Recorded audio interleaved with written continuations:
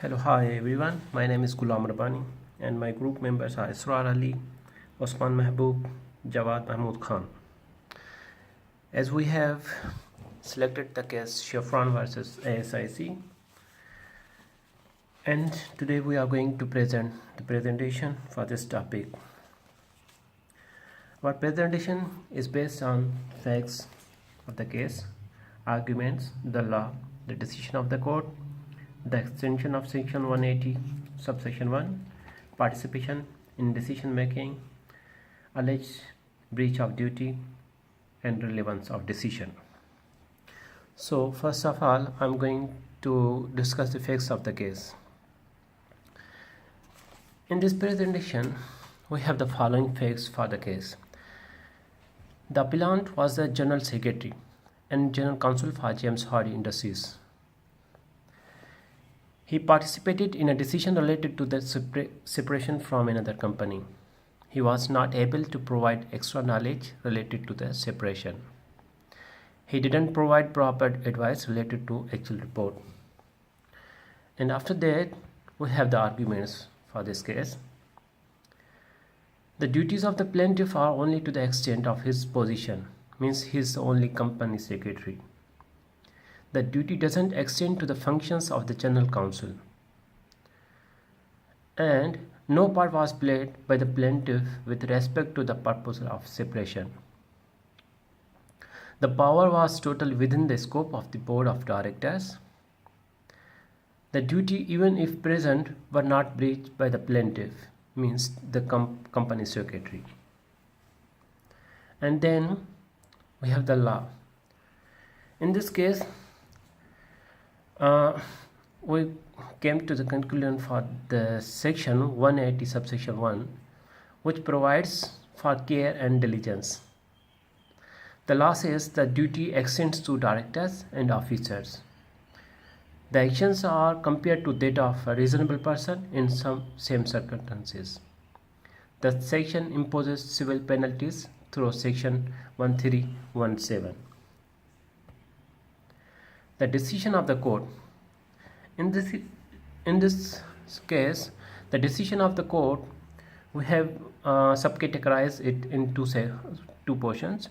The first one is the extent of section 180 subsection 1. In the decision, the court ruled that the responsibility of the company secretary, appellant, were broad relatively.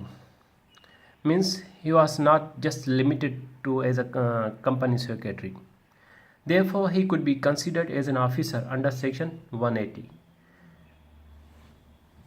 And then the other part of the decision of the court is that participation in decision making. The court provided that as the appellant took part in decision making, he is an officer. It was highlighted that for the purpose of participating in a decision, being a decision maker is not compulsory. And then the decision of the court. In this decision of the court, what was the breach of duty? There's allegations on the company secretary by the court is that the court ruled that the action of the appellant constituted to the breach of duty.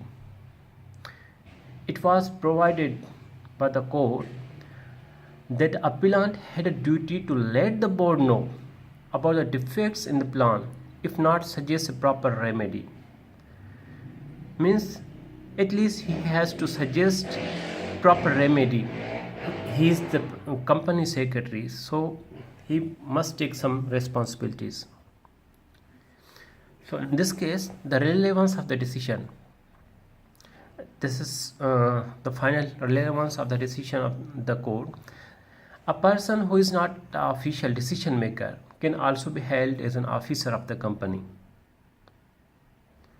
Senior executives are liable under section 180 subsection 1. The company secretary has extended duty based on their skills towards the company. The dependence on external advice cannot make the officers or directors evade the liability. Means it says that He is only company secretary, means he is only limited to the position of that one. But the decision of the court says that it is not necessary that he is only the company secretary, so he just be bound for on his own up to the liability of the company secretary, but he has to give some more reasonable advice to the company. Means he should not rely on the external advisor advice. He must come with his own some advices as well. And final, thank you so much, sir.